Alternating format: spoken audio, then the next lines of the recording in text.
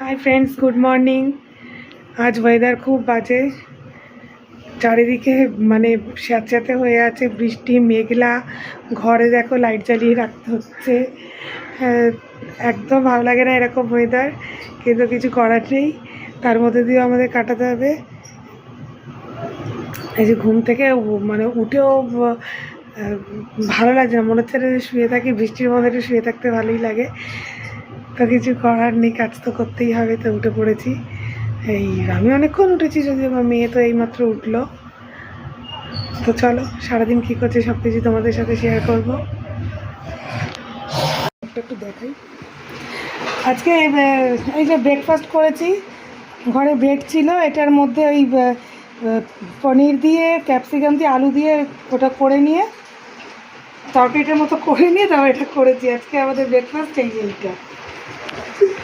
হাতটা তো সেই ধোবেই তো, আরে চামচটা পুরো কি বলতো জমে যাচ্ছে, বিট নুনে জং পড়ে যায় নাকি? বিট নুনে হয় সব নুনই তাই?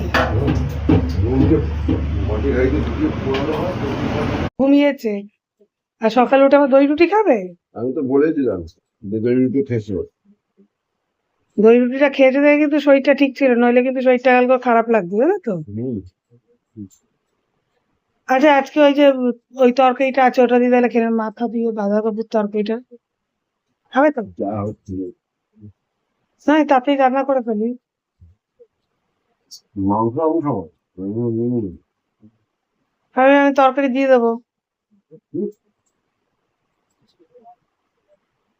বাটি বুটির ঝামেলা। আরে ওই ওই বাটিগুলো ফেলে দেবে, প্লাস্টিকের বাটিগুলো। তো আমার ভাত রেডি হয়ে গেছে, আর এদিকে আলু পোস্ত রেডি হয়ে গেছে, কারণ হাজব্যান্ড একটু বেরোবে, তাড়াতাড়ি রান্না করছিলাম। আর ওদিকে চিকেনটা রান্নাঘরে বসিয়েছি, আর আমি একটু জাস্ট বাইরে গেছি, এসে দেখছি হাজব্যান্ড ওই যে থালা নিয়ে খেতে বসে গেছে। আর একটা ছোট্ট একটা মানে ওই থালাটাতে আমি খাই, ওই থালাতে নিয়েই বসে পড়েছে। আমি তো দেখেই রেখে গেছি, এইটুকু থালার মধ্যে কি খাচ্ছে, বলে আমার নাকি মাজতে কষ্ট হবে বড় থালায় খেলে। একই ব্যাপার, ওকে আমি বোঝাতে পারি না। যাই হোক, ও বেরোবে, ওই জন্য একটু তাড়ার মধ্যেই আমি ছিলাম, ও খেয়ে বেরোবে। ও ওই জন্য নিজে নিয়েই বসে পড়েছে, আর কিছু বলার নেই। তাই যে চিকেনটাও বলছে খাবো না, তা ওই যে বাঁধাকপির তরকারি ছিল আগের দিনের, ও সেটাই খেয়ে নিয়েছে। কি ফুল এনেছে কালকের জন্য বললো, রেখে দে বাবাইয়ের। তো এই যে কাজে বেরোবে, ও রেডি হয়ে যাচ্ছে। 3টের গাড়ি আছে, ওই 3টের গাড়িতেই ও যাবে। ওই রেডি করে দিচ্ছি ওকে, সব কিছু এগিয়ে টেগিয়ে দিচ্ছি।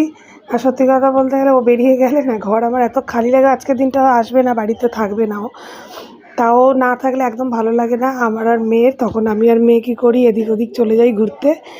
আর আজকে যে যাচ্ছে তাড়াতাড়ি চলে আসবে।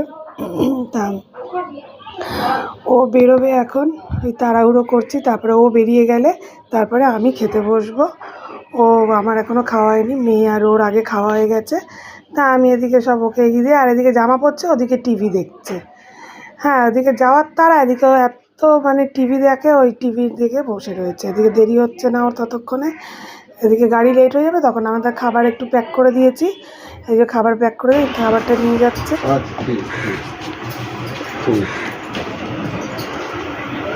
গাড়ি ঘুম করে যখন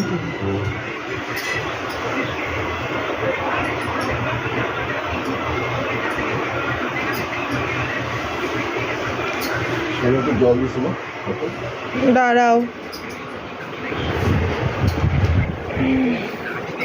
আমার নাও। তারপরে এই যে হাজব্যান্ড রেডি হয়ে যে বেরিয়ে যাচ্ছে, তারপরে আমি আর মেয়ে একটু টাটা বাই বাই করে দিলাম। আমিও এবারে খেতে বসে গেছি, খেয়ে দেবে একটু টুকটাক কাজ ছিল, কাজ করে একটু রেস্ট নিয়ে নিলাম। তারপরে ওর খিদে পেয়েছে, ও চা করবে না, ও এখন বিস্কুট খেতে বসে গেল অকারণে, চাটা করতলই না। আজকে তোর বাবাই এখন নেই, তা আজকে আমাকে ধরেছে, আমাকে চা করতে হবে, তো আমি যাচ্ছি চা করতে। বল মাসে একবার মা চা করে, বল জিজ্ঞেস কর। আমার মা মাসে একবার চা বানায়, এই যে তার মধ্যে এটা কি মাস? অগাস্টে একবার বানাচ্ছে, আবার তোমরা দেখতে পাবে সেপ্টেম্বরে এসেছে রান্না মোটেও করে। না, অনেকবার দেখেছি আমাকে রান্না করে এসে চা বানাতে। না, বেশিরভাগ আমি আর বাবাই বানাই। কি? সবসময় জোশ থাকে না, জোশ কমে গেছে আমার। জোশ কমে জোশটা পেয়ে গেলেই জোশ পেয়ে গাইস, গুড ইভিনিং। সকলের জন্য চা, সবাই মিলে খাই, চলুন। বসুন। বিস্কুট আনা হলো না তো। কেন ওই তো দাঁড়ো, নিয়ে আসো। ওই বিস্কুট নিয়ে তো ঢালিস নি কেন? বিস্কুটটাকে ওটা বড় বিস্কুটের কৌটাতে রেখে দিচ্ছিস। বড়তে বেশি থাকবে। ঠিক আছে, খেয়ে নে এবার। তারপরে এই যে রাতে ডিনার করতে বসে গেছি, মেয়ের আগেই খাওয়া হয়ে গেছে, আমি ডিনার করে নিচ্ছি। হাজব্যান্ড তো বাড়িতে নেই। তো আমার ভিডিওটা আজকে এখানেই শেষ করছি। আমার ভিডিও যদি ভালো লেগে থাকে তাহলে লাইক কমেন্ট শেয়ার করে দেবেন, আর আমার চ্যানেলটাকে সাবস্ক্রাইব করে দেবেন। থ্যাংক ইউ, গুড নাইট, ভালো থাকবেন।